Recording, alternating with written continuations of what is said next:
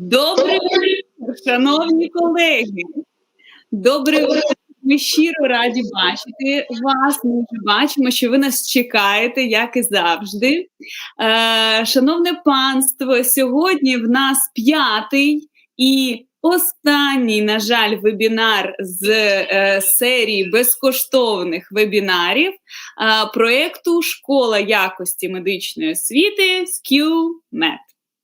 Ви вже знаєте, що цей проєкт створений і реалізується на базі відділу моніторингу якості освіти Київського медичного університету і підтримується Європейським Союзом за програмою House of Europe. Але ми не втрачаємо можливості ще раз про це нагадати, тим самим подякувати тим, завдяки яким в нас є можливість створити своє таке середовище і поділитися з вами інформацією.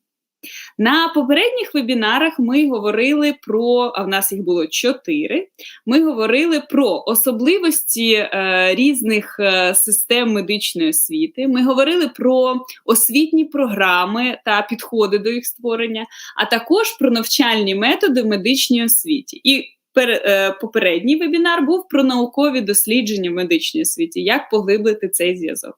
Навіть якщо не встигли ви з якихось там причин не бути на вебінарі онлайн в режимі реального часу, доєднуйтесь до наших сторінок у Facebook, які так і називаються «Школа якості медичної освіти». Будь ласка, знайдіть нас, де ви можете передивитися або подивитися всі вебінари, включаючи цей. А також зв'язатися з нами, задати якісь питання, залишити зворотній зв'язок. А також ми там опублікуємо і будемо публікувати цікаві додаткові матеріали, які стануть вам у нагоді. Ми 5 тижнів готувалися, знайомили вас з європейським досвідом, ділилися з вами інформацією. А тепер, будь ласочка, просимо вас знайти нас у Фейсбуці, натиснути вподобаєчку на сторінці, як кажуть, і, будь ласка, залишіть нам якийсь зворотній зв'язок, чи то лайком, чи то, можливо, там якимось коментарем, але ми дуже вас просимо, ми так будемо бачити, скільки в нас вдячних слухачів і скільки в нас загалом фідбеків. Тож, я думаю, що ми можемо після такого нагадування перейти вже до сьогоднішнього вебінару. І темою сьогоднішнього вебінару буде якість медичної освіти, європейські аспекти. Ми будемо говорити про основні проєкти, ініціативи, інструменти, методи, які направлені на підвищення якості медичної освіти у європейському освітньому просторі. І, звичайно, нашими незмінними спікерами сьогодні будуть доктор Йогеш Ачарія, експерт з медичної освіти, партнер проєкту, член Британської академії медичних освітян, старший науковий дослідник Western Vascular Institute, National University of Ireland. You are welcome, Dr. Йогеш. We are happy to hear you. Hello, Anna. Hello, Dr. Andrew, and all the visitors and all the audience listening to us and watching us on YouTube. Thank you for your participation in this last webinar, and I hope we'll have a good discussion today. And once again, thank you for having me here. Thank you, Dr. Йогеш. Доктор Йогеш передає вам свої вітання, дякую, що ви були з нами і сподівається, що сьогоднішній вебінар вам також сподобається. Також з нами Андрій Олександрович Шмаргальов, це керівник відділу моніторингу якості освіти Київського медичного університету, кандидат меднаук, член Європейської асоціації медичної освіти. Андрій Олександрович, добрий вечір. Доброго вечора всім, хто доєднався до нас. На жаль, ми завершуємо цей чудовий цикл вебінарів і сподіваємося, що всі ці зустрічі вони були корисними для освітян у галузі медичної освіти не тільки нашого університету, але всіх університетів нашої країни, які годують майбутніх кваліфікованих працівників медичної галузі. Сьогодні ми будемо говорити про дуже цікаві і важливі теми для професійного розвитку і для розвитку освіти загалом. Тож, давайте починати. Давайте починати. Дякуємо, Андрій Олександрович. Сьогоднішня тема, вона, на перший погляд, легка, практична, але в той же час вона дуже корисна, тому що це допоможе нам особисто покращити якість нашого викладання і якість навчання загалом. Ми будемо говорити про ініціативи та організації, як вони можуть нам допомогти і вам допомогти, чому важливо нам долучатися до цих європейських ініціатив, де нам черпати це натхнення для покращення якості. Тому що ми повинні розуміти, що ми не ізольовані, і ми знаходимося в європейському просторі, і ми маємо право брати, не тільки маємо право, ми ще й повинні брати участь в європейському науковому і викладацькому житті. Важливо бути не тільки навіть слухачем, а ще й активним учасником, як стейкхолдери, так, освітніх програм. Ми впливаємо на цей розвиток разом. Тому сьогодні ми послухаємо, я сподіваюся, що кожен з вас вирішить, до якої доєднатися, де можна взяти щось корисне для себе.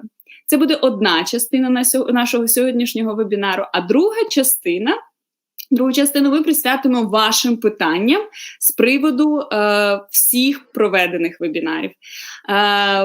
Ви пам'ятаєте всі теми наших попередніх вебінарів, я перерахувала до цього, тож, будь ласочка, в коментарях, я бачу, що з нами здороваються. В коментарях, будь ласка, пишіть ваші питання, зворотній зв'язок, можливо, бо частину часу ми виділимо дійсно просто на питання-відповідь. Тож пишіть в чат на Ютубі, я одразу їх побачу, і в кінці ми будемо створювати таку живу дискусію. Тож, починаємо з надання слова нашим спікерам. І, як і завжди, щось по типу introduction, так, для того, щоб підкреслити, про що ми сьогодні будемо говорити, я думаю, що Андрій Олександрович поділиться з вами головними принципами сьогоднішнього вебінару, головними темами. Тож, Андрій Олександрович. Дякую, Анна, за слово. Сьогодні ми будемо говорити з такою практичною спрямованістю. Можливо, хтось для себе зробить певні висновки, доєднається до цих європейських ініціатив та організацій. Хочу сказати, що питання, яке ми намагалися окреслити, воно дуже обширне, дуже багато є що сказати з цього приводу, тому ми обмежились певними організаціями, які мають найбільший вплив і мають найбільше значення для покращення якості освіти, як у європейському просторі вищої освіти в кожній окремій країні, і визначимо, які від цього ми маємо зиски, чому це важливо для нас. Хочу поділитися невеличкою цитатою, яку я знайшов в цікавому підручнику, написаному доктором Харденом. Це те, що якість результатів підвищується, коли вирішується проблема шляхом співпраці. Те, про що ми говоритимемо сьогодні, це якраз і є співпраця на міжнародному рівні, співпраця задля вирішення тих проблем, які перед нами постають, а також пошуку нових шляхів вдосконалення медичної освіти, її безперервного розвитку кожного освітянина, який долучений до цих процесів. Те, що ми можемо зробити також для здобувачів освіти. Взагалі процес трансформації, адаптації до реалій, до навколишніх змін. І ми маємо приклади, наприклад, тих змін, які відбулися під час пандемії, такі колективні рішення і долучення до міжнародної спільноти через спеціальні організації, інституції та зв'язки, вони допомагають швидко, ефективно напрацьовувати нові шляхи і не тільки їх напрацьовувати теоретично, але і імплементувати в практичну діяльність. Чому? Тому що всі ці органи, організації та ініціативи, вони створені і поєднують у собі співпрацю освітян. Це не стільки чиновницькі чи управлінські організації, скільки самоуправні організації, які створені на базі експертної середи, міжнародної експертної середи. І це дуже важливо, тому що лише в такій співпраці, в плідному обговоренні, через багатоступеневий розвиток та селекцію ми можемо знаходити нові глобальні рішення, які будуть дійсно якісно впливати на медичну освіту. Також хочу поділитися власним досвідом. Я долучився до Європейської асоціації медичної освіти декілька років тому. Пройшов із задоволенням курс від доктора Хардена, який є незмінним керівником вже ось багато років і дуже відомим європейським експертом з питань медичної освіти. Це допомогло зрозуміти, що є взагалі така галузь, як медична освіта, яка може уявляти собою навіть окрему галузь знань. Що хочу окремо наголосити, що в нашій країні, на жаль, не виділяється окремо такий напрям, як медична освіта в напрямі педагогічних наук, наприклад, або наук про освіту.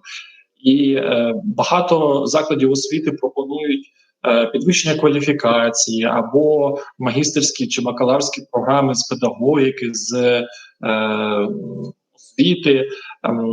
Але, на жаль, в нашій країні немає прикладів того, щоб здобути якусь додаткову освіту саме з медичної освіти, сфокусовані на медичній освіті. Британські університети, європейські університети пропонують таку альтернативу. Тож ми можемо долучатися, проходити навчання там і приносити цей досвід до нас в Україну, що ми зараз і робимо. І доктор Йогеш Ачарія, він є членом Британської академії медичних освітян, і саме звідти він здобув цей багатий досвід, яким з нами радо ділиться. Ну і перед тим, як я передам слово пану доктору Йогешу Ачарії, для того, щоб він більш детально розповів про окремі організації, які дуже важливі для кожного медичного освітянина, хочу зробити таку невеличку ремарку для правильного розуміння термінології, яка нам буде сьогодні зустрічатися, тому що важко перекласти окремі елементи. У нас буде зустрічатися два слова: це membership та fellowship. Я думаю, що ті, хто спілкується англійською мовою, вони розуміють різницю, але, на жаль, аналогу для слова fellowship в українській мові, щоб описати це одним словом, немає. Тому я буду використовувати слово fellowship в перекладі, а ви будете розуміти, що membership – це членство, це звичайне членство, яке ви набуваєте в будь-якій організації, тоді як fellowship – це вже вищий порядок такого членства, коли ваші заслуги признаються, ви вже маєте певний доступ до управління, до впливу на політику даної організації, і ваша експертність, вона признається саме цим титулом. Тобто давайте розуміти це в такому розрізі, і тоді буде простіше зрозуміти різницю, а я буду використовувати в перекладі саме слово fellowship. Тож, дякую всім, бажаю плідної праці і починаємо. Але перед цим, Андрій Олександрович, може я забрати вас трохи продемонструвати свій екран для того, щоб показати, як знайти нас в соціальних мережах? Будь ласка. Так. Ну що ж, шановні колеги, зараз трішечки відволічемося, лайкнемо, вподобаємо сторіночку. Я сподіваюся, що ви бачите зараз мій екран. Дивіться, ось так виглядає наша сторінка. Школа якості медичної освіти. Якщо ви не можете знайти, я вам допоможу, як це зробити. Ви просто пишете в пошуковий запрос, створюєте школа медичної якості, школа якості медичної освіти, бачите вже, школа якості, от всі зараз, будь ласочка, якості медичної освіти, і натискаєте, що тут Facebook, давайте, щоб одразу нас знайшло.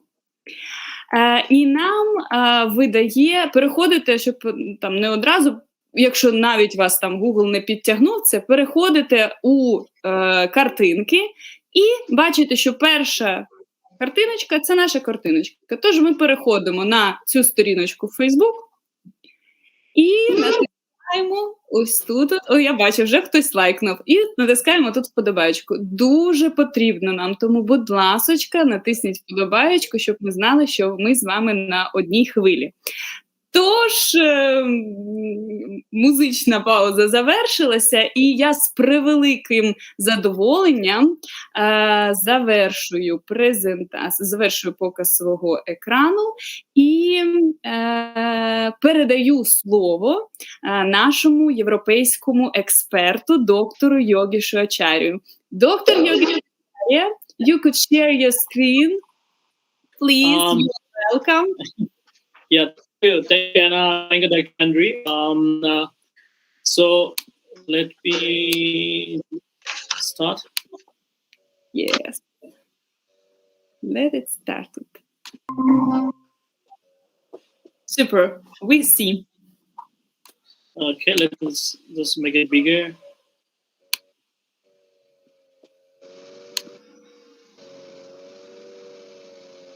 Yeah. So I'd like to welcome everyone in the last webinar of this series in medical education, and I'd like to thank everyone for being part of this whole symposium or the program. Today we are giving an overview of the main organizational and initiatives in medical education, and hopefully we'll be able to tell about different active organizations in medical education in this short presentation. Дякую знову всім учасникам цього вебінару. Дякую всім, що ви запросили. Мені було дуже приємно працювати з вами протягом цих 5 вебінарів. А сьогодні ми будемо говорити про організацію та ініціативи з медичної освіти в Європі. І сподіваюся, що ця інформація стане всім в нагоді.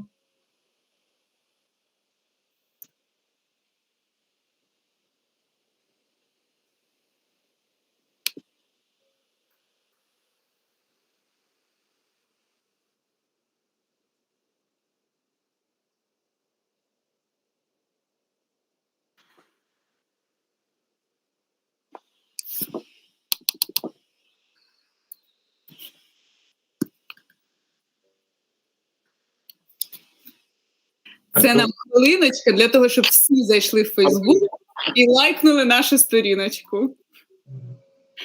Yeah. Hello. Yeah. So it seems there's some problem with the slide. I'm not sure exactly what's the problem. I'm trying to figure out.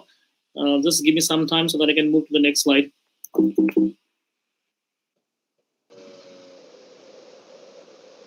Maybe I have to restart. So just bear with me. Yes, you can restart it. Також нагадаю, що поки ми зараз розбираємося з технічними питаннями, що, будь ласка, пишіть ваші питання, які стосуються не лише сьогоднішньої теми, але й всіх попередніх вебінарів, це теми, які ми піднімали стосовно освітніх програм, стосовно методів навчання, стосовно інтеграції дослідження в медичну освіту. І, звичайно, сьогодні це організації, які дуже важливі для розвитку медичної освіти в європейському аспекті. Так, Андрій Олександрович, поки що питань не бачу з попередніх вебінарів, але бачу, що вже в нас більше 20 коментарів, всі з нами вітаються, і трохи давайте познайомимося, раз у нас є така хвилиночка, от щоб не знали, да? От з нами кожен вебінар пані Олена Ясінська, завжди з Чернівців, завжди якісь питання і коментар. Дуже дякуємо, пане Олена. Далі бачу в коментарях пані Людмила з Харківського інституту медицини і біологічних наук. Також в нас з цього ж університету пані Наталя, пані Олена з Запоріжжя, в нас є з Чернівців пані Лілія, в нас є пан Дмитро, також з Харкова, в нас є Лариса, пані Лариса з нашого Київського медичного університету, добрий вечір. В нас є пані Лариса також з Київського медичного університету, але ж з кафедри внутрішніх та професійних хвороб. Також з нами пані Ольга, вітається з нами на англійській мові, пише «Good evening». Пан Денис з Чернівців, всім добрий вечір. І також пані Наталя, пан Микола, пан Олександр, бачите, пані Ольга, пані Олена, Володимир, пан Володимир, пан Любов, Олена, Наталія і пан Павло. Тож це в нас така коротесенька перекличка. І поки ми ще вирішуємо технічні моменти, я хочу нагадати, що після циклу вебінарів кожен з тих, хто зареєструвався, отримає сертифікат.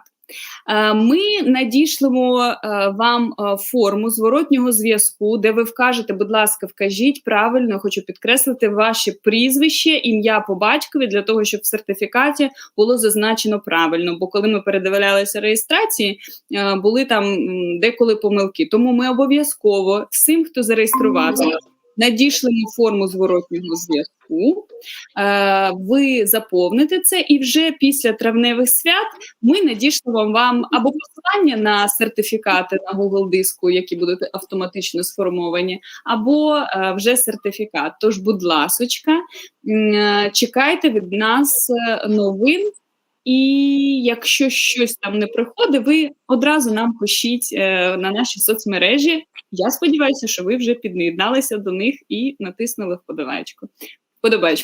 Доктор Йогеш, could you try again to share your screen? Yeah, I'm sorry everyone, I had a sudden glitch in the system, so I have to shut it down. I'll share the screen again, and I hope it will work fine this time. Yeah, it works. So once again, please accept my apologies for having some problem with the presentation. So today's topic is basically an overview of the main organization and initiatives that is actually aimed at improving the quality of medical education. So we'll be talking about World Federation of Medical Education, WFME, Association for Medical Education in Europe, AME, and Academy of Medical Educators, AOME. And in the meantime, there are other various medical college associations that are operating nationally or internationally, but we'll be focusing more on the top three that I have just said right now. Сьогодні ми будемо говорити про основні елементи роботи та користі таких організацій, як Всесвітня організація медичної освіти, Асоціація медичної освіти в Європі, а також Академія медичних освітян. Також існують багато різних локальних або організацій, що об'єднують кілька країн. Вони мають локальний рівень і локальне значення, але ми більше сфокусуємо сьогодні на цих трьох організаціях, які зазначені на початку. So the first organization that we'll be talking about today is World Federation for Medical Education, or WFME. So all the medical educators have to be aware of this organization, and it was established in 1972 with an aim to enhance quality of medical education globally, and it basically works to support healthcare for all through promoting high quality medical education. So WFME is an organization that is at the topmost tier of medical education globally. Всесвітня федерація медичної освіти була заснована в 1972 році, і головна мета – це посилення якості медичної освіти у глобальному аспекті. Вона працює для того, щоб просувати якість медичної освіти задля покращення глобальної охорони здоров'я, і по суті ця організація є головною у вирішенні якихось загальноміжнаціональних та питань, які регулюють медичну освіту в глобальному аспекті. So there are different regional associations of medical education under WFME Executive Council, and these are voting members of WFME. I have listed them for all the attendees to actually get aware of these organizations and name and their work. We will not be discussing all of them, but based on the region where you are, they might be acting on that, or they might be active on that specific locations. For example, we have associations of medical education in Europe, Association for Medical Education in the Eastern Mediterranean region, African Medical School Association, the Pan-American Federation of Association of Medical Schools, Southeast Asian Regional Association for Medical Education, and Western Pacific Association for Medical Education. These are the WFME Executive Council and Regional Associations of Medical Education, and we're specifically discussing about associations of medical education in Europe and in the coming slides. Всесвітня федерація медичної освіти, вона складається з цілої низки регіональних асоціацій, які мають право голосу цієї організації, вирішальні права, а також є її виконавчими органами або виконавчими радами. І кожен регіон, відповідно, має таку асоціацію, наприклад, медична асоціація в Європі, асоціація медичної освіти в Європі, є відповідні аналоги в Азії, в Африці, в Америці, тобто кожен континент, він має своє представництво у Всесвітній федерації медичної освіти через відповідну регіональну асоціацію. Likewise, there are partner organizations that also has the voting members or voting rights of WFME, and these are Education Commission of Foreign Medical Graduate (ECFMs), basically active in United States of America. International Federation of Medical Student Association (IFMSSA), that is basically the organization of medical students globally, and Junior Doctors Network of the World Medical Associations, the World Health Organizations, everyone knows about it, and the World Medical Association. These are the partner organizations of WFME, and they are the voting members. So just be aware of the name, and eventually we will not be discussing about these today, but you have to know about them and and how and where they're active. Також партнерськими організаціями, що долучені до діяльності Всесвітньої федерації медичної освіти, є інші організації, які мають право голосу, і вони також направлені на сектор охорони здоров'я. Це, наприклад, і освітня комісія для іноземних медичних випускників, яка працює в Сполучених Штатах Америки і дозволяє іноземним випускникам вступати в резидентуру в Сполучених Штатах. Також представництво від студентів, це Міжнародна федерація медичних студентів або федерація чи спільнота молодших лікарів, а також, звичайно, це Всесвітня організація охорони здоров'я та Світова медична асоціація. Similarly, we have partner organizations under WFME, but these are non-members of the Executive Council. They do not have the voting rights. These are associations of medical schools in Euro, AMSE, Center for Medical Education in Context, CENMEDIC, and Foundation for Advancement of International Medical Education and Research, FAMER, Healthcare in Danger, SCID, and United Nations Education, Scientific and Cultural Organization, UNESCO. So again, I have listed them for you to get oriented with the names, and probably when you come across next time, you can just learn more about this one. Також партнерами Всесвітньої федерації медичної освіти є і багато інших організацій, які дуже допомагають її функціонуванню та частково впливають на її роботу, такі як Асоціація медичних школ Європи або, наприклад, організація ЮНЕСКО та багато інших організацій, які вставлені тут на слайді. So what is the current priorities of WFME? So they basically act in the promotion of accreditations through the WFME recognitions program. They aim to raise the standard of basic and postgraduate medical educations and continue professional development. And basically, they do this by publication of expert consensus of minimum and quality standards in the medical educations. And they also maintain the World Directory of Medical Schools, where all the medical schools globally are listed. And basically, this provides an overview of the medical schools that are present in every country. Освітня федерація медичної освіти виконує дуже важливу функцію. Вона, по суті, є основним органом, який просуває акредитацію через власну програму, міжнародну акредитацію через власну програму. І зараз, до речі, багато акредитаційних агентств отримують визнання саме в цій організації, щоб мати право акредитувати медичні університети. Також вона займається тим, що піднімає стандарти та визначає стандарти для додипломної, післядипломної медичної освіти, а також для освіти протягом життя для медичних працівників. І займається тим, щоб дійти консенсусу для всіх експертів щодо мінімального необхідного набору з якісних стандартів у медичній освіті. І, звичайно, що ця організація є керівником і управлінцем World Director of Medical Schools, всесвітньої директорії медичних шкіл, які записують всі заклади медичної освіти в один єдиний реєстр, що допомагає в міжнародному визнанню документів про освіту.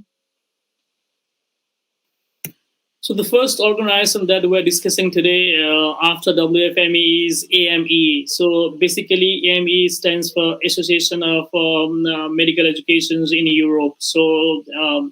So basically this is an international organization, but basically if you are from Europe, I think this is of more interest for you because it is actually it was founded in Europe and it is located in Europe. But there are members from across the globe from every countries. AME was founded in 1972 in Copenhagen to foster communication among medical educators and to help promote national associations for medical education throughout Europe. And this is the European Regional Association of the WFME, or the Executive Council member of the WFME that has the voting rights. And AME is a membership organization, so anyone who wants to get associated with the AME, they have to be the member of the AME to participate in various activities of AME. It basically helps teachers, doctors, researchers, administrators, curriculum developers, assessors, and students with the training in medical educations. And it helps to keep up to date with developments in the rapidly changing world of healthcare professional educations, or as such medical educations. Перша організація, про яку ми поговоримо, це Асоціація медичної освіти в Європі, скорочено ЕММІ, і вона була заснована в 1972 році в Копенгагені. Її основна мета – це просувати та підтримувати комунікацію серед медичних освітян в європейському просторі, а також допомагати в розвитку національних асоціацій та об'єднувати їх на теренах Європи.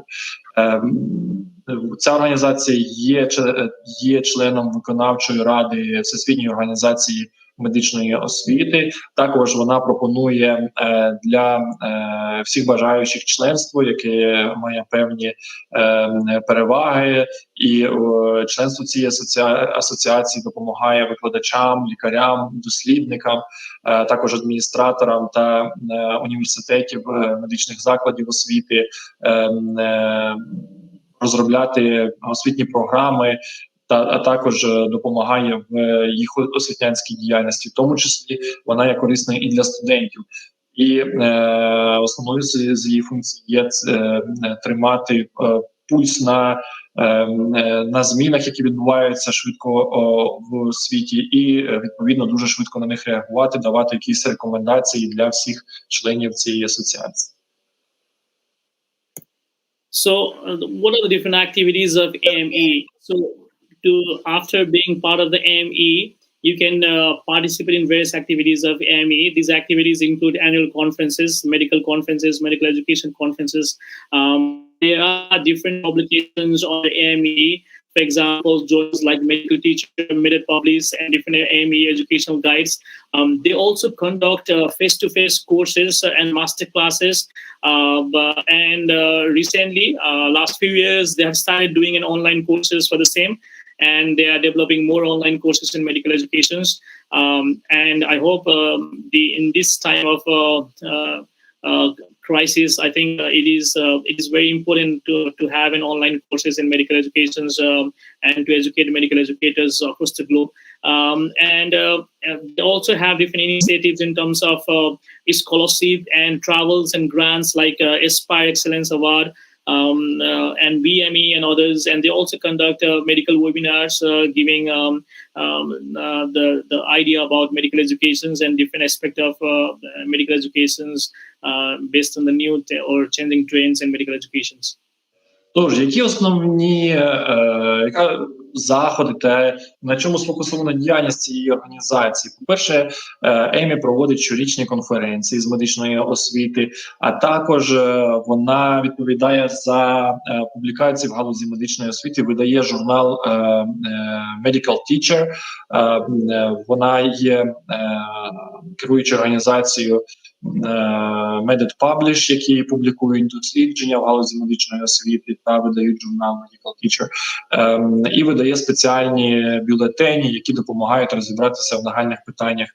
А також пропонує цілу низку очних курсів або майстер-класів, які можна відвідати у Європі, пройти, отримати відповідні сертифікати. Окремо до цього ця асоціація пропонує низку онлайн-курсів, які можна пройти, зареєструватися на сайті цієї організації та пройти онлайн і отримати відповідний сертифікат. Відповідно, вона ще оперує різними ініціативами, такими як Aspire, BME, які мають певне направлення в галузі медичної освіти і теж сконцентровані на певному напрямі публікацій в цій галузі. Проводяться багато вебінарів, тобто дуже багато активностей пропонується цією організацією, які мають дуже гарний вплив і на покращення розвитку медичних освіт. So the strategic objective of AME is to be the foremost global community of health education stakeholders and to set the standard in professional development, to promote scholarship in health education and to be leader in driving innovations. In this context, they organize different courses, they organize yearly conferences in medical educations. They publish newsletter. They also publish the journals in medical education. So they are very proactive in terms of medical educations, and it is a good idea, and it is a good way forward for medical educators to be a part of this organization. Тож, які є стратегічні цілі цієї організації? По-перше, це організовувати та просувати глобальну співпрацю та комунікацію стейкхолдерів в галузі медицини та медичної освіти, а також визначити професіональні стандарти щодо професійного розвитку медичних освітян, щоб покращити для них відповідний рівень освіти. Також вона розвиває стипендіальні програми та гранти в напрямку охорони здоров'я та медичної освіти для покращення охорони здоров'я загалом. І, звісно, що виступає лідером щодо інноваційних змін в галузі освіти та медицини.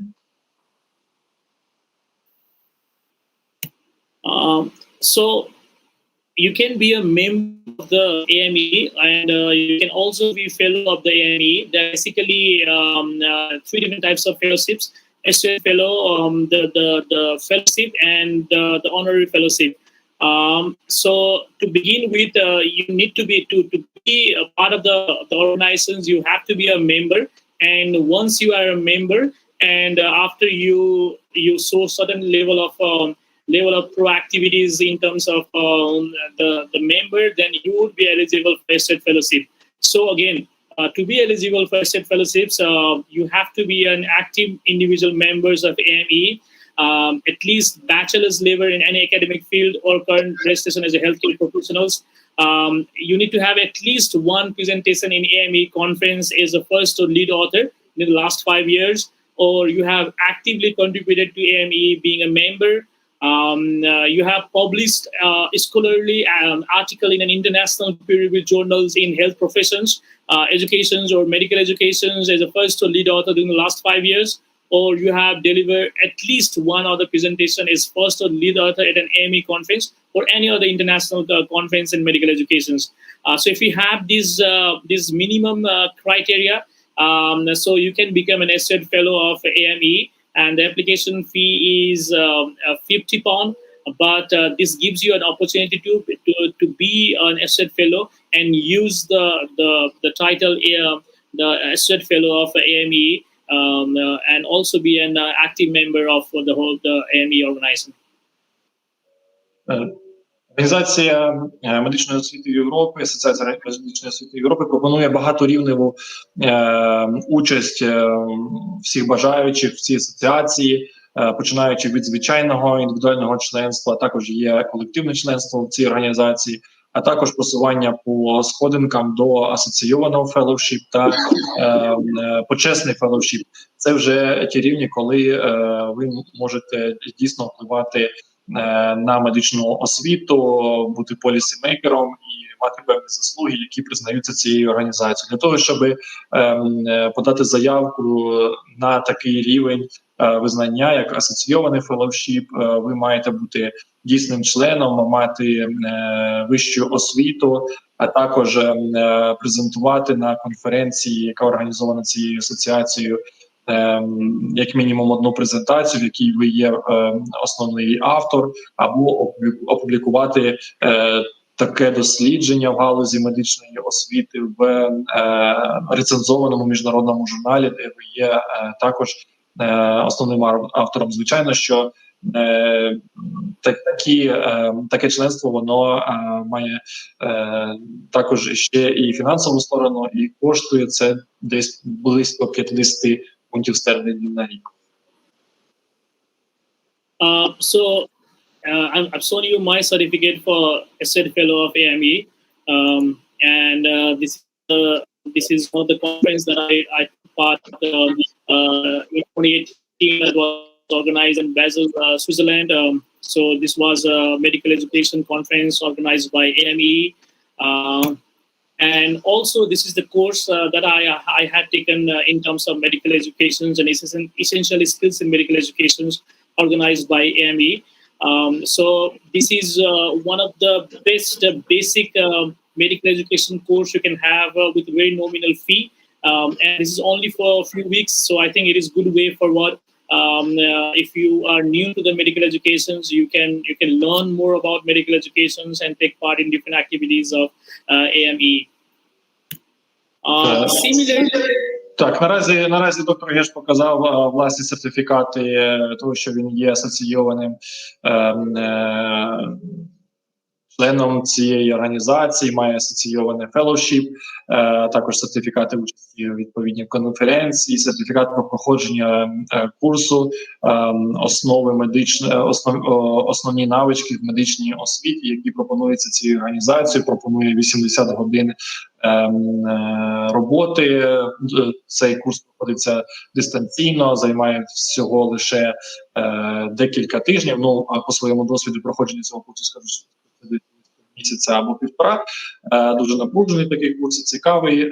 І доктор Геш рекомендує всім бажаючим пройти цей курс, щоб отримати ці важливі навички. Yes. Also the AME awards you a full fellowship.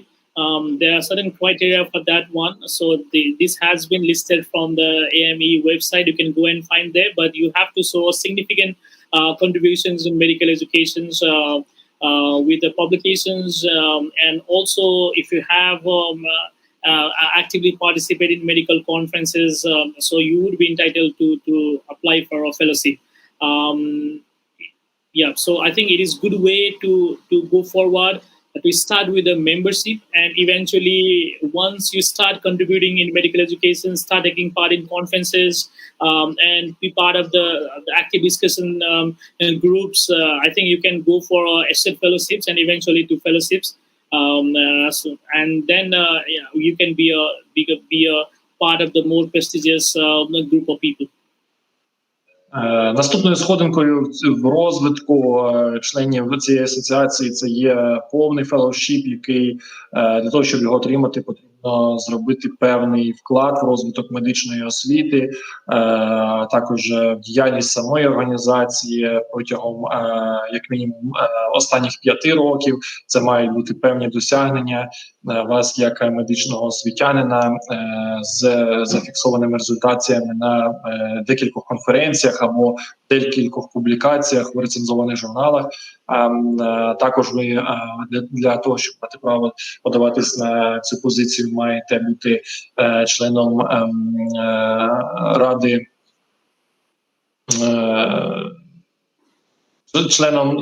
ради якогось журналу, який випускається з приводу медичної освіти. Ну і звичайно, що мають бути якісь досягнення в тому плані, що мають бути або виконання грантової роботи, або дослідницької роботи, або стипендія, яку ви отримали від якоїсь організації. І тоді ви можете отримати цей повний феллоушіп. The highest level of the awards or fellowship that you can get is honorary fellowships from AME, but this is only through nominations. Individual AME members or institutional members can submit their nominations for honorary fellowship. Self-nomination is not accepted, but but if you want to nominate someone from your organization or your circle or group, so you can eventually nominate someone who has given a significant contribution in medical education field for honorary fellowship. Також існує почесна нагорода або почесне звання. Це почесний феллоушіп, який, щоб отримати, ви не можете самі номінуватися, вас мають номінувати за великі досягнення в галузі медичної освіти в якомусь регіоні, або в вашій країні, або на міжнародному рівні, але таку номінацію роблять інші члени цієї організації за великі досягнення. Another organization that we're talking about today is Academy of Medical Educators, or AOME. So it was established in 2006 by multi-professional organizations for those involved in medical education. The whole idea is the education and training of students and practitioners in medicine, dentistry, and veterinary sciences. And it aims to provide leadership, promote standards, and support all those involved in academic discipline and practice of medical education. Though members and fellows are entitled to use the post-nominal letters like M. Acad.med and F.A. Acad.med or Acad.med. So these are the post-nominal letters that you can use after you become member or fellows of Academy of Medical Educators. Ще одна організація – це Академія медичних освітян, АОМІ, яка заснована в Британії в 2006 році. Вона багатопрофесійна, об'єднує освітян, які готують студентів для медицини, стоматології, ветеринарних наук. І вона пропонує лідерство, просуває стандарти та підтримку для всіх цих залучених стейкхолдерів і підтримку для викладання академічних дисциплін в медичній освіті.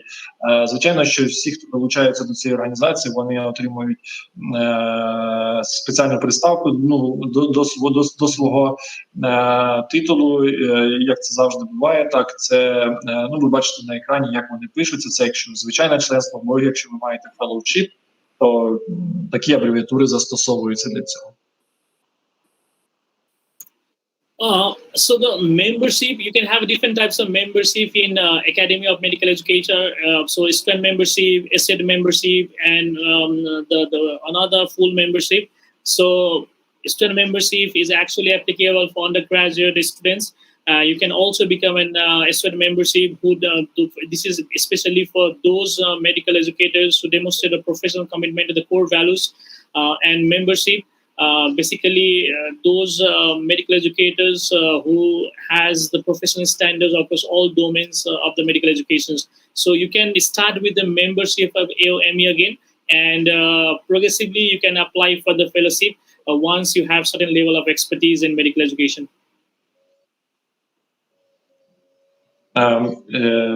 Якщо ви маєте членство в цій організації, то це дає вам певні переваги, які ж можуть бути рівні членства. Ця організація приймає і студентів на додипломному рівні медичної освіти, а також є асоційоване членство в організації, що означає, що ви демонструєте певну відповідність до головних або ключових цінностей, зрозуміння відповідальності медичного освітянина. Також повноцінне членство, якщо ви демонструєте не лише розуміння, а ще й певні досягнення та вклад в медичну освіту відповідно до певних категорій професіональних стандартів, які визначаються цією організацією. To be the fellows of AOME, you need to have an idea about core values of medical educators and 5 key practice domains. And these 5 key practice domains are design and planning of learning activities. So you need to show your involvement in design and planning of learning activities, teaching and facilitating learning, assessment of learning, educational scholarship and evidence-based practice, and educational management and leadership. These are the 5 key practice domains under AOME. And to be a fellow of AOME, you need to show your expertise or involvement in these 5 key practice domains or core values of medical education.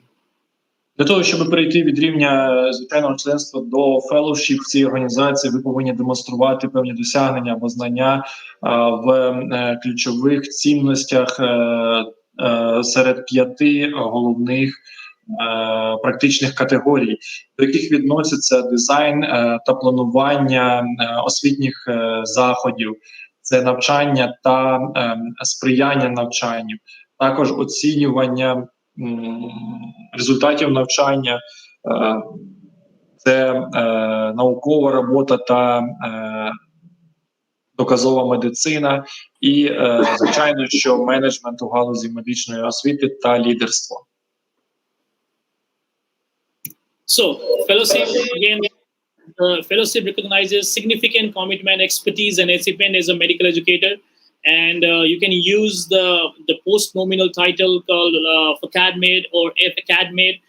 So fellowship actually is important for you because you can have a lot of benefit with this fellowship that we'll be discussed in the coming slides. But again, you need to show expertise or involvement in the 5 key domains to be able to apply for this fellowship.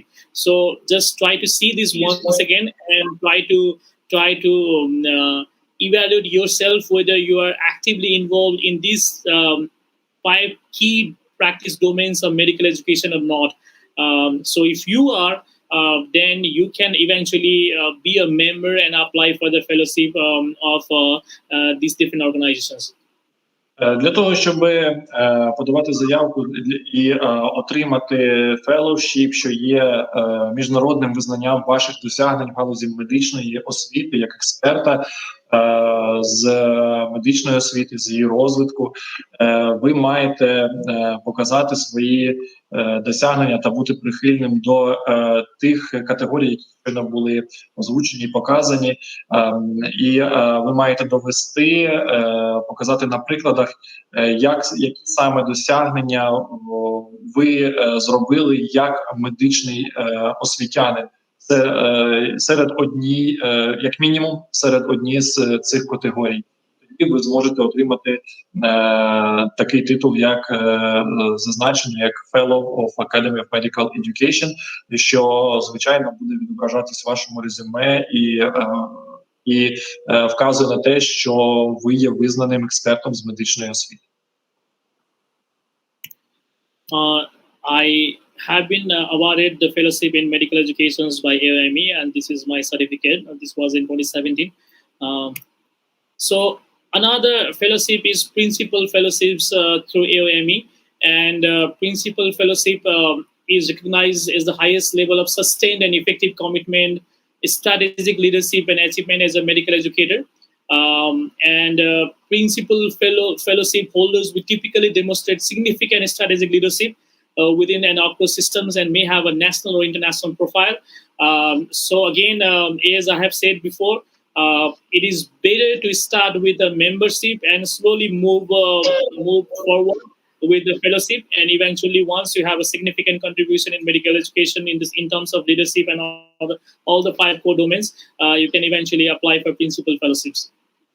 Ще однією категорією є головний феллоушіп, який цей титул він означає про дуже значні досягнення в медичній освіті. Він визнає вас не лише як певний вклад в розвиток або розуміння основних принципів медичної освіти, а визнає ваше лідерство, яке закріплене на локальному або міжнародному рівні.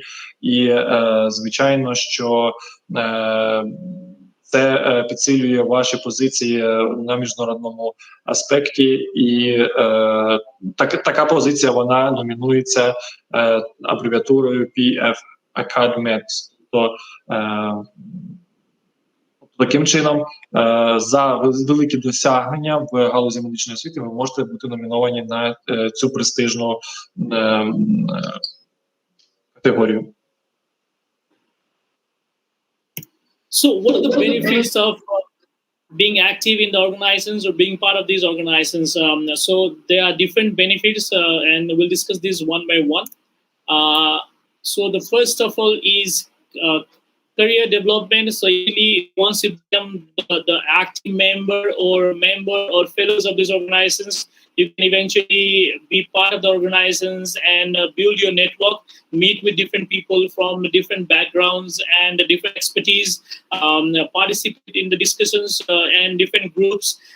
Also, the membership and fellowships give you a chance to reflect the skills in medical education as such, and you can eventually progress in your career based on those reflections. Similarly, it can also give you an international recognitions. You can use the post-nominal title like a membership or a fellowship or principal fellowships. And also the members and fellows are usually featured in newsletter and websites. Similarly, you can also have an opportunity to influence policy. For example, being an active member, you can give your input, or you can also be part of the standing committee and contribute directly in the policy-making activities of these organizations. Furthermore, you can also participate in conference and events. Usually, these organizations will hold minimum 1 or usually 2 or 3 yearly conferences in medical educations. And you will be provided with a chance to participate in these conference and workshops where you can showcase your work and also build to the network. Similarly, you can also be part of the special interest group. For example, if you are interested in medical research, medical education research, you can be part of this special interest group where you can meet with people with certain similar interests and eventually interact with them, and then be part of the discussions. Similarly, you can also be part of the educational offers provided by these organizations. They usually give the grants and prizes, and as a member and fellows, you can apply for these various grants and scholarship opportunities. Тож ми говорили про те, що потрібно зробити, щоб долучитися до організації, які потрібно виконати вимоги, який вклад потрібно внести в розвиток медичної освіти.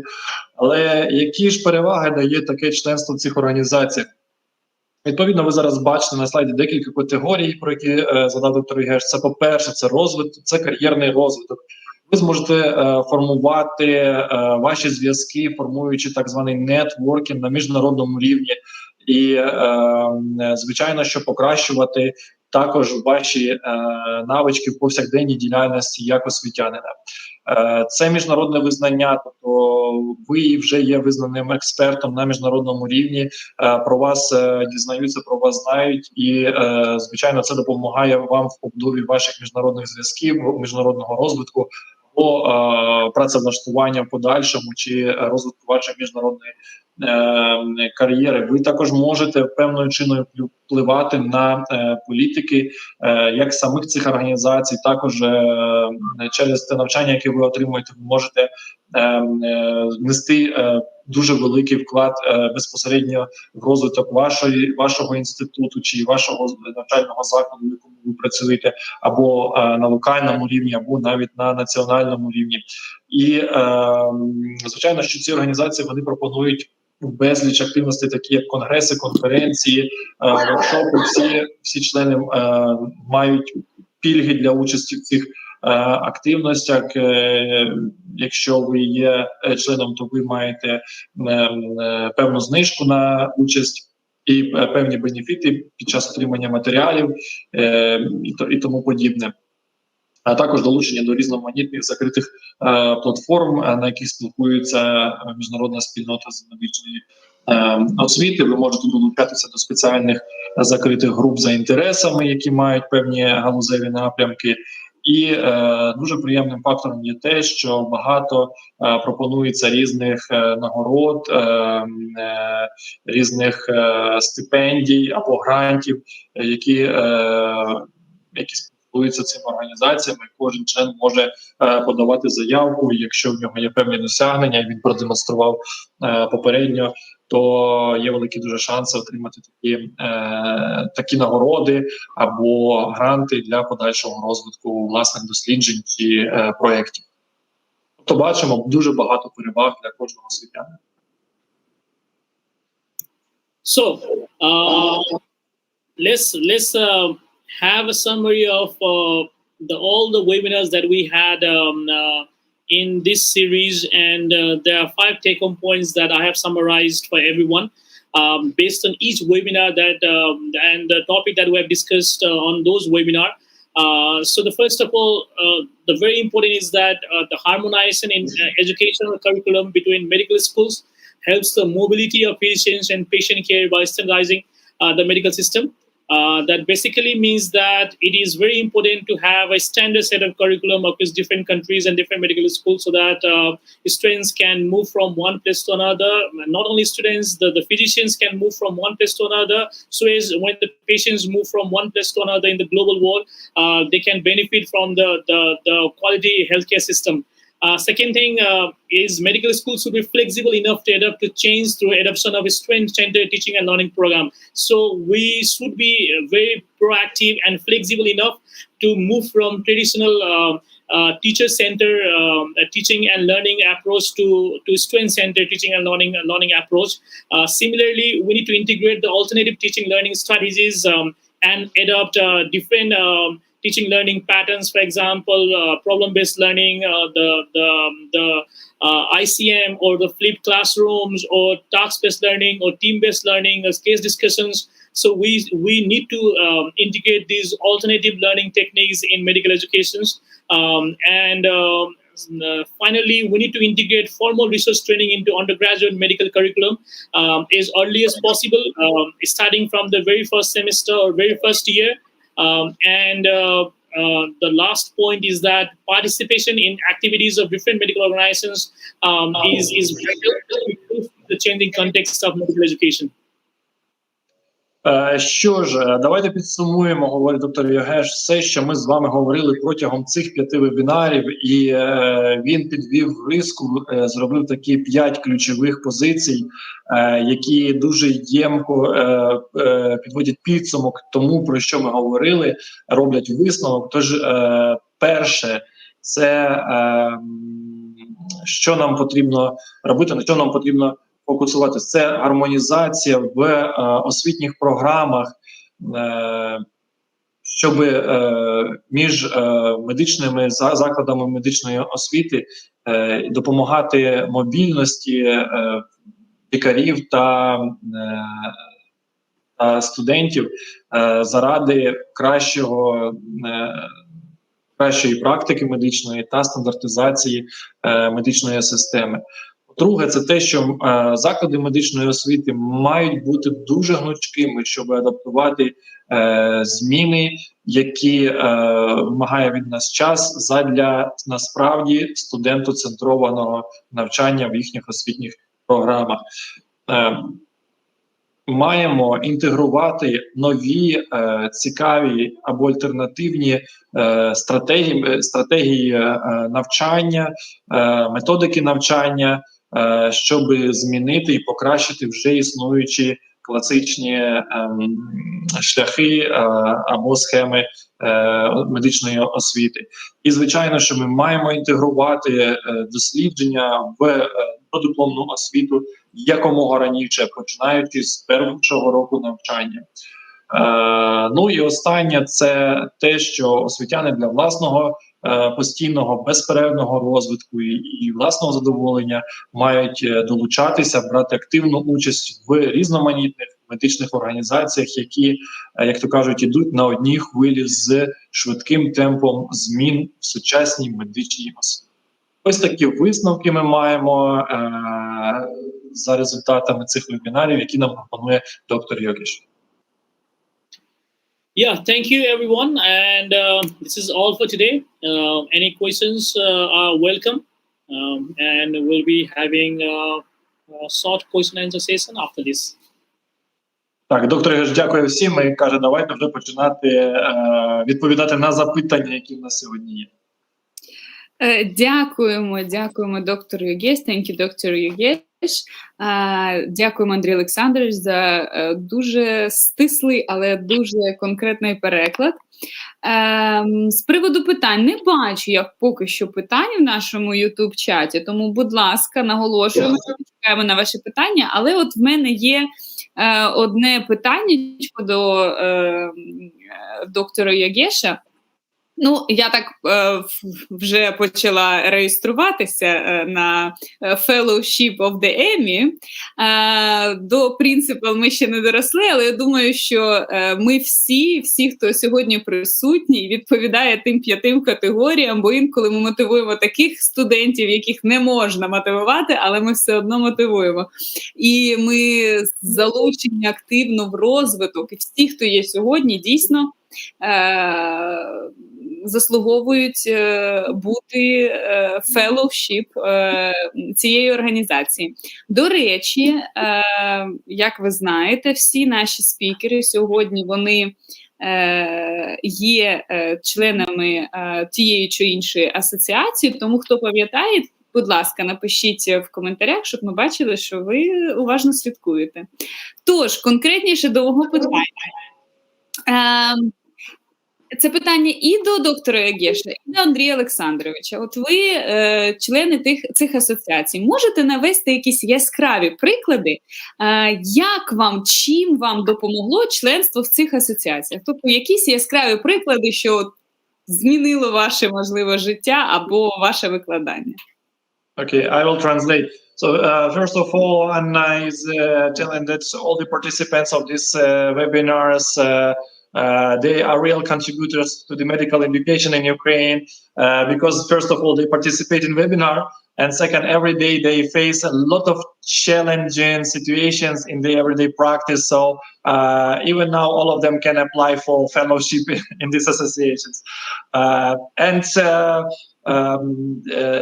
The question for you, Dr. Yogеш, is how exactly, maybe you can tell some example from your life, how this membership of this organization really helped you in your career or in your life. Just maybe some short example or short story, how it's changed your life or changed your professional thinking or something like that. The short and interesting case from your life associated with the memberships. So there has been a lot of understanding of medical education in terms of being an active member of these organizations in the past.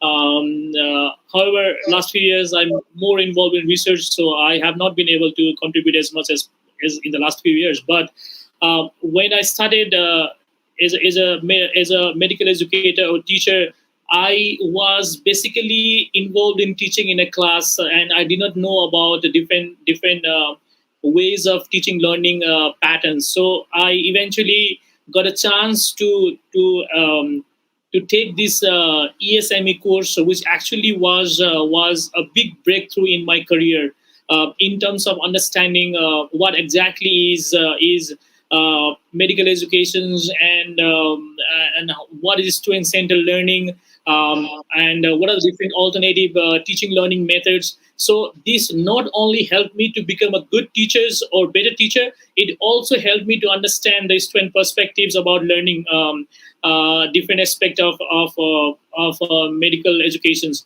So I had to change my teaching pattern, and I had to change my way of moving forward as a medical educator after I started learning more about these different domains of medical education as such. And slowly, once I started involving more into depth of medical educations, I figured out that there are a lot of the domains, a lot of the areas in medical educations that needs improvement in terms of traditional teaching and learning methods. So this not only motivated me to take part in more of those programs in these organizations, but also start doing research in terms of how we can actually change medical educations, or we can develop medical educations for the students. In that way, I started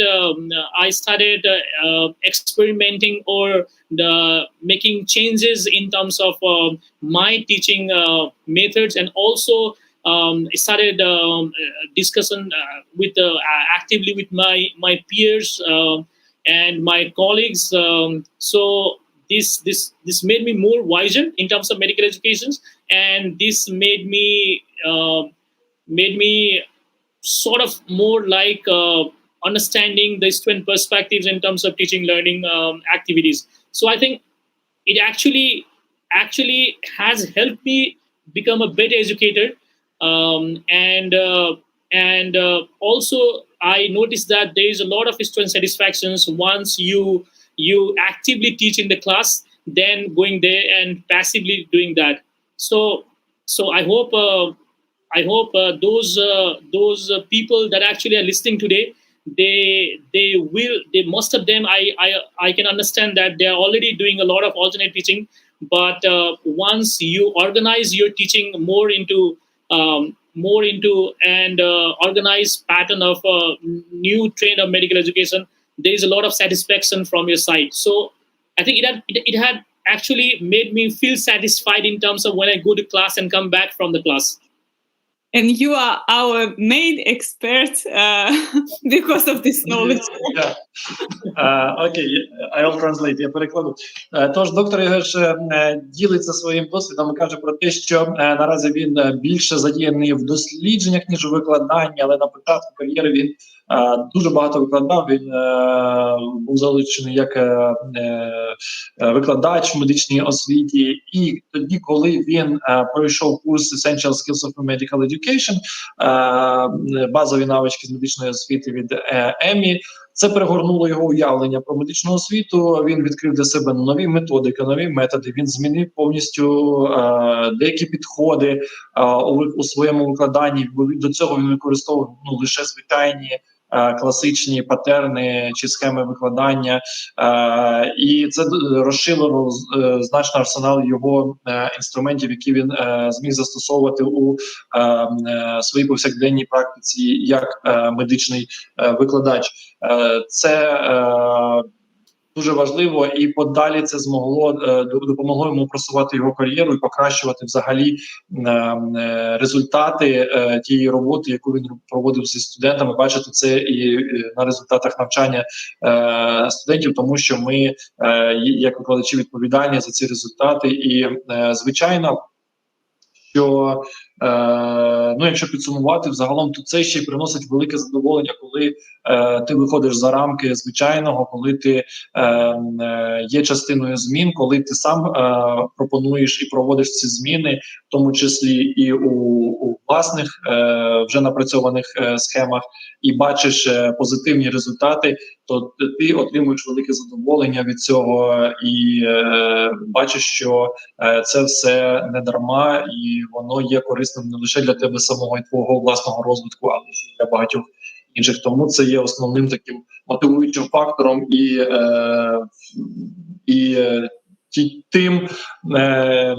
тією привагою, яку дають ці асоціації. Ну і звичайно, що ось це вже додаємо від себе, що завдяки цьому доктор Йогеш є експертом в медичній освіті, де він підняв свою експертність на абсолютно інший рівень і має змогу долучитися до наших вебінарів і виступити для всієї нашої аудиторії, щоб допомогти нам змінити своє ставлення, змінити свої навички, покращити їх, покращити власний розвиток.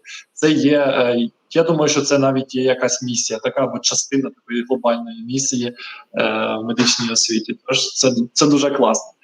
Буде прикладом для багатьох, принаймні. В нас є питання. Я не відповів на попереднє питання. Я дуже коротко хочу відповісти. Мої думки абсолютно збігаються з доктором Йогешем, тому що теж пройшов відповідний курс аналогічний. І він, як то кажуть, зірвав з язика. Абсолютно перегорнулося в голові все, що я до цього знав і вмів. Тобто повністю змінюється ваше відношення, повністю змінюється ваше мислення. Як то кажуть, you start to think out of box. Да? Тобто ви починаєте бачити більше, ви розширюєте свої горизонти. В подальшому це якраз і стимулювало зародження цього проєкту, який ми сьогодні маємо, тому що в мене виникло бажання поділитися знаннями, поділитися з багатьма нашими освітянами, тому що не всі знають навіть про існування таких організацій, не всі знають, чим вони корисні, які курси вони пропонують, для чого це взагалі потрібно, чи можна просто приходити читати з листочка лекцію, і потім те, що написано в підручнику, і потім чи можливо можна замислитися, якось змінити свої підходи. Це такий виклик для нас, для всіх, і коли його пройшов, а навчання було справжнє, не таке, як дуже багато нас пропонують онлайн-навчання формальне, навчання справжнє, там, я скажу такий коротенький приклад, кожного тижня потрібно було писати есе мінімум на 500 слів, на 500 слів англійською мовою, те, що ти зробив, тобто як ти імплементував дану навичку у своє викладання. І це було дуже важко, але дуже цікаво, воно дуже стимулює, розвиває якісь навички, тому дуже всім рекомендую. А також дуже рекомендую всім почитати книжку, на якій базується цей курс. Вона так і називається, ви можете пошукати. Ми, звичайно, як сумлінні громадяни, дотримуємося авторських прав, тому не можемо її публікувати, не можемо навіть частину її публікувати, тому що вона повністю захищена, але ви можете придбати її на відповідних сервісах. Це книжка доктора Хардена «Essential Skills of Medical Education». І дуже багато цікавого там можна знайти для себе. Це моя така практична рекомендація для тих, хто, наприклад, не може дозволити повноцінний курс для себе. Ну і питання, так, будь ласка. Згодна, абсолютно. Коли в тебе є внутрішні зміни, починає все змінюється навкруги. Тому це і важливо. Перше питання. Які методи, форми стимулювання викладачів застосовуються в європейських закладах? Dr. Yogеш, we have a few questions from our audience. The first short question, what kind of incentives is offered in European universities for teachers, or how the universities encourage the teachers for the development, for self-development, for development of the quality of the teaching.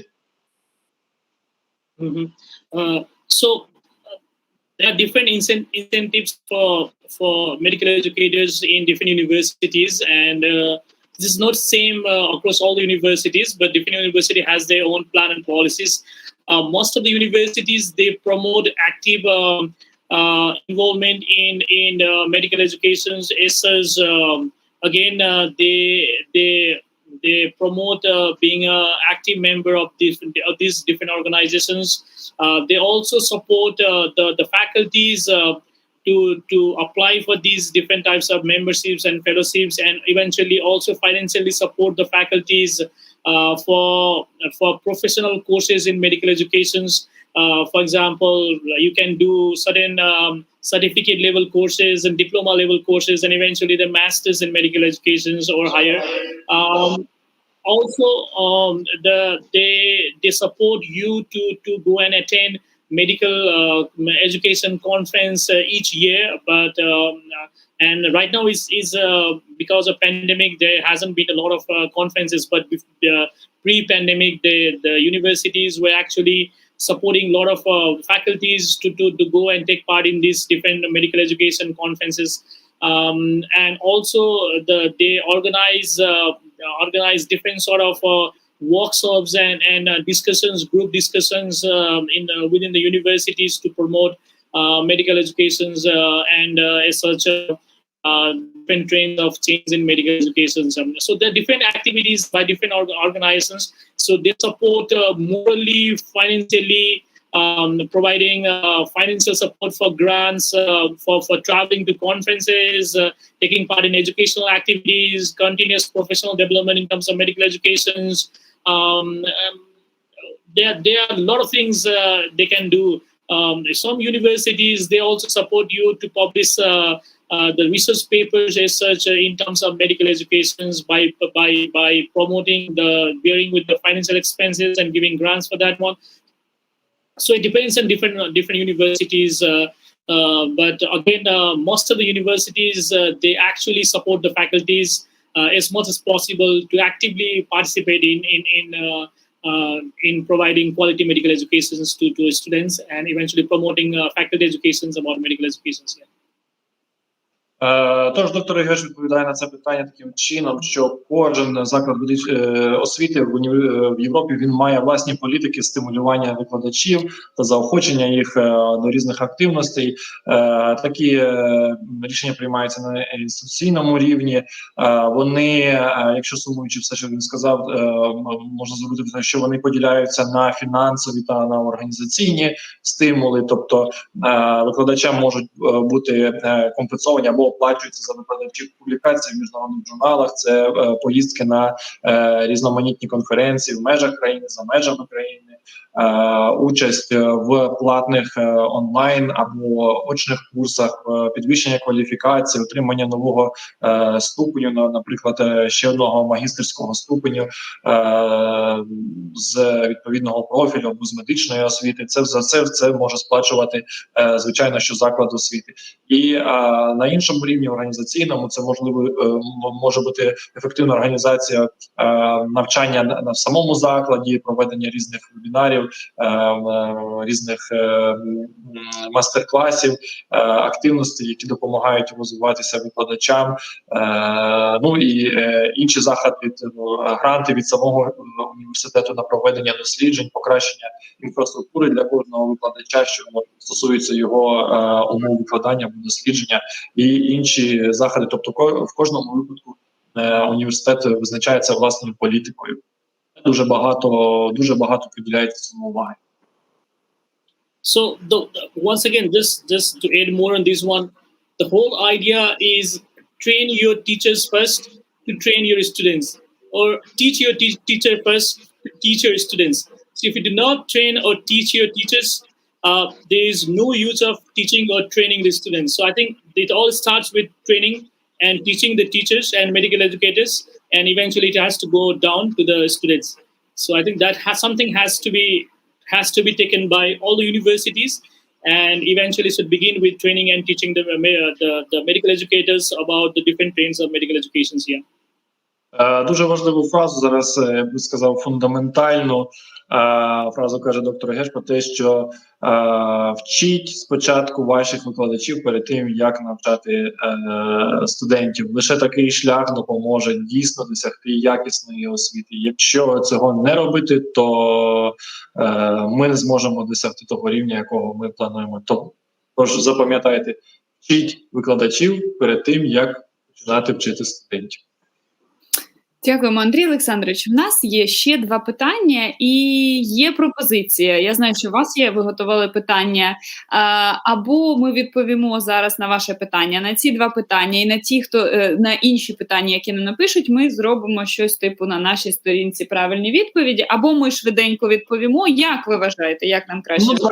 Давайте без мого питання відповідаємо на питання глядачів і потім підсумкові ремарки і завершуємо кілька слів кожен там в кінці. Добре. So, Dr. Йогеш, do you think the quality of medical education in Europe universities should be improved? If so, what should be improved?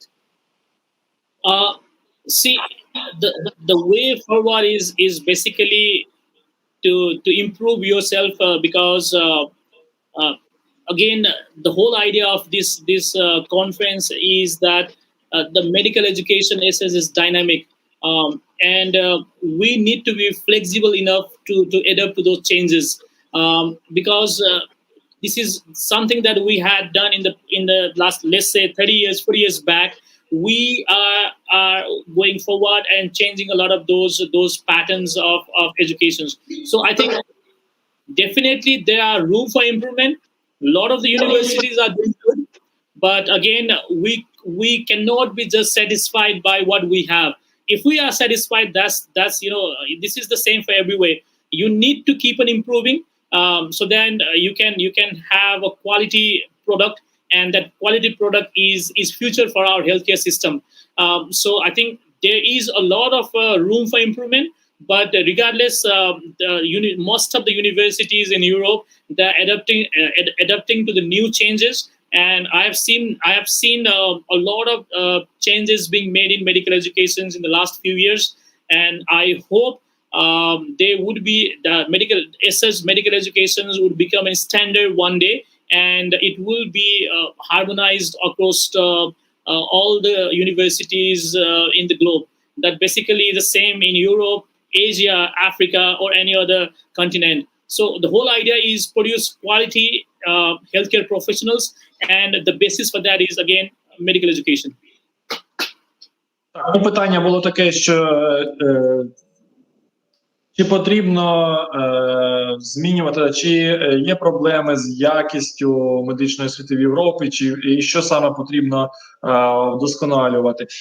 І доктор Йогеш відповідає на те, що, звичайно, медична освіта – це дуже динамічна галузь, яка змінюється і постійно стикається з викликами, і ми постійно маємо слідкувати, тримати руку на пульсі, постійно маємо вдосконалюватися. Якщо ми зупинимо процес вдосконалення, то, звичайно, ми не зможемо підтримувати належний рівень якості. Це основна мета наша, тобто постійно вдосконалюватися і швидко реагувати на виклики, на зміни, які відбуваються в медичній освіті. Він бачив багато змін за останні 10 років, і вони продовжують відбуватися, і тому ми маємо бути гнучкими, маємо бути адаптивними, ми маємо бути готовими постійно навчатися і впроваджувати результати цього навчання у власну професійну діяльність. Немає меж досконалості. Немає, так? Останнє питання. Які з інтерактивних методів навчання можуть бути найбільш ефективними при проведенні занять з клінічних дисциплін? And the last question, Dr. Yogеш, what kind of interactive teaching methods can be most effective for training in clinical subjects? I think, again, that there are different ways to move forward in clinical subjects. For example, the most important one is again case-based discussions, problem-based learning. These are very important aspect of medical education right now. You need to develop critical thinking abilities in the students, and not only they have to see the cases, but they have to think, and they have to use their knowledge to come to a conclusion. So I think case-based learning and problem-based learning is one of the very important aspect of clinical-based learning in medical education. Ну, доктор Йогеш говорить про те, що для викладання клінічних дисциплін наразі найбільш популярними і ефективними є методи, це навчання засноване на кейсах, case-based learning, та проблемно-орієнтоване навчання, проблемно-орієнтовані дискусії. Про ці методи ми, до речі, говорили докладно під час нашого вебінару про методи навчання. Можна передивитися запис цього вебінара, дізнатися більше. І вони, ці методи, сфокусовані на активній участі студентів в обговоренні, вирішенні проблем, в пошуку рішень щодо конкретних клінічних випадків. Наразі це дуже ефективно застосовується, але це має бути правильно імплементоване на рівні університету, на рівні інституції. Тож наразі це найбільш ефективні методи. Так, дякуємо. Що ж, питання закінчилися. Скільки от ми з Андрієм Олександровичем завжди кажемо, ну, сьогодні раніше завершимо, да, Андрій Олександрович? І все ніяк. Дякуємо. Ми протягом 5 тижнів створювали для вас середовище, але після цього вебінару, я думаю, що ви знаєте, де знайти таке ж саме, а ще й краще середовище і бути в цьому середовищі постійно. Знайдіть більше інформації про ті організації, які ви сьогодні почали. Та почніть з малого, підпишіться на новини, дивіться, що там новенького, що пропонують. Я сподіваюся, що ви щось для себе заберете. Ми сподіваємося, що ми от такими 5 вебінарами змогли запустити процес у вас, посадити те зернятко, яке, можливо, пізніше принесе плоди, і ви вже будете спікером на якомусь вебінарі з покращення якості освіти. До слів вдячності дякуємо спікерам, які сьогодні досягли такого рівня професіоналізму, коли їм приємно ділитися своїми знаннями. І ці знання вони підносять дуже професійно і абсолютно чітко. Дякуємо доктору Йогеш, дякуємо Андрію Олександровичу за такі чіткі дирекції, практичні поради, куди нам рухатися для покращень, для саморозвитку. Також ми хотіли б подякувати нашому керівництву за можливість проведення цих вебінарів. І, звісно ж, дякуємо за підтримку House of Europe, тому що ці вебінари безкоштовні і тому, що вони всіляко допомагали нам їх організувати. Тож, слова вдячності вам, спікери, слова вдячності не в останню чергу вам, наші шановні слухачі, бо кожен четвер знайти 1,5 години, щоб доєднатися. Сьогодні у нас близько 40, а тим, хто дивився в перегляді, це біля 200 переглядів. Ну, це як вся країна там холостяка дивиться, а ми по четвергах покращуємо освіту в Україні. Тому дякуємо всім. Так, ну я думаю, що кілька слів, closing remarks from Dr. Йогеш, few words. Yeah, thank you, Dr. Andrew, Dr. Anna, and all the university, KMU university officials, rectorate, the lovely audience that we had in the last, in these all seminars and webinars. I'm very happy to be part of this program, and eventually I hope we had been able to discuss some of the basic idea about medical educations, and hopefully the way we move forward is try to adapt these changes into our teaching and learning activities. There can be sometimes difficulties in making certain changes, so I suggest that we can move forward step by step one by one. So we might introduce some sort of new activities in the university or in the classroom sections, and then probably we can add on more on that one, so that we do not overwhelm the students or the university officers at the same time to try to change to the new pace of medical education. Again, I would suggest all the medical educators to take part in active discussions among the peers and colleagues and members from different universities.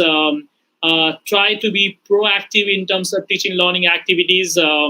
And also, I am very thankful for everyone to have a very nice discussions in this webinar. And hopefully, if I am given an opportunity to take part in this type of webinar again in the future, I would love to be there and discuss more on medical education and assess the progress of medical education in Ukraine. And again, up to visit Ukraine sometime in the future, probably if this once this pandemic goes over, and I hope I can see a lovely Ukrainian people, the university, and the whole ambient environment. Again, finally, I would like to say, get vaccinated, stay safe, and try to stay with the family. And again, wear mask and be safe. That's all for today. Yeah. Thank you, доктор Йогеш. Доктор Йогеш подякував всім. Йому було дуже приємно, неймовірно приємно долучитися до всіх цих заходів, до цих вебінарів. Він вважає, що зміг наскільки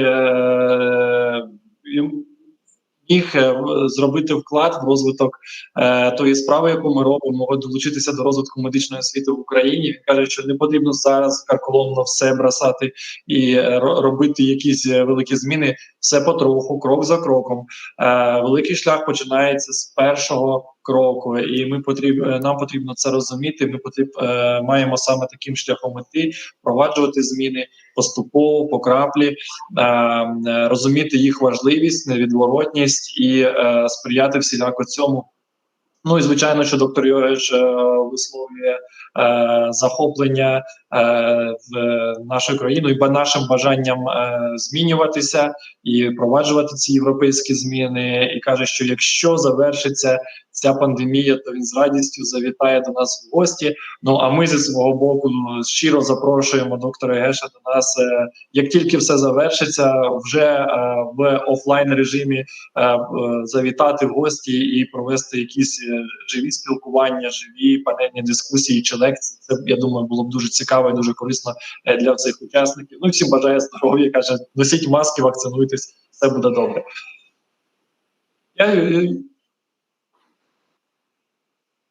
Так, щось... You want to say something? Yeah. No.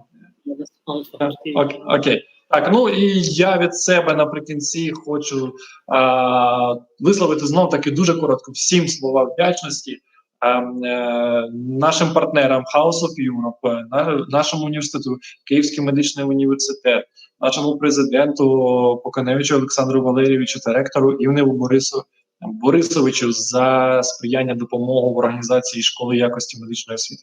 Звичайно, нашим партнерам House of Europe, які допомогли з реалізацією, і завдяки цій підтримці цей проєкт став безкоштовним для всіх. Велика вдячність сердечна доктору Йогешу за його великий вклад.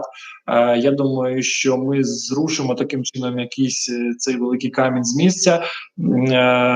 Це дуже велика робота, титанічна. Він щотижня приділяв нам багато часу підготовки до цього. І я думаю, що це все на користь.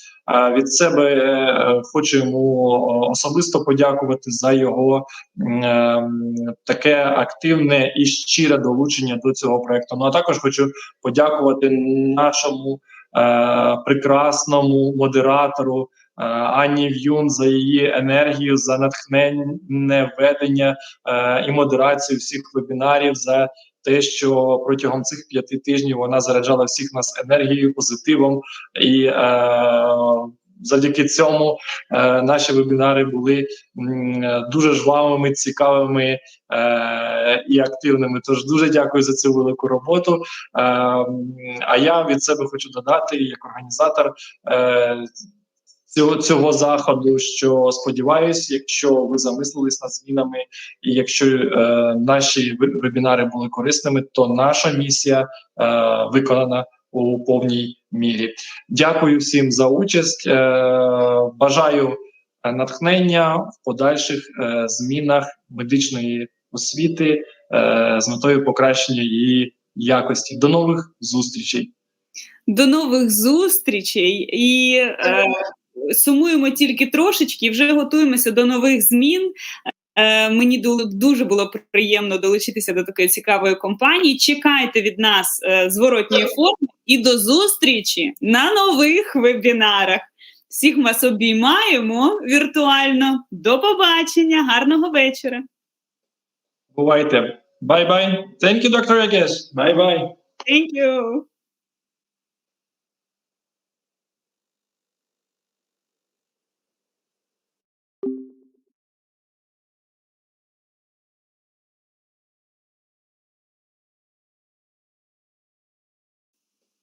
Бувайте. Bye-bye. Thank you, Dr. Якіш. Bye-bye.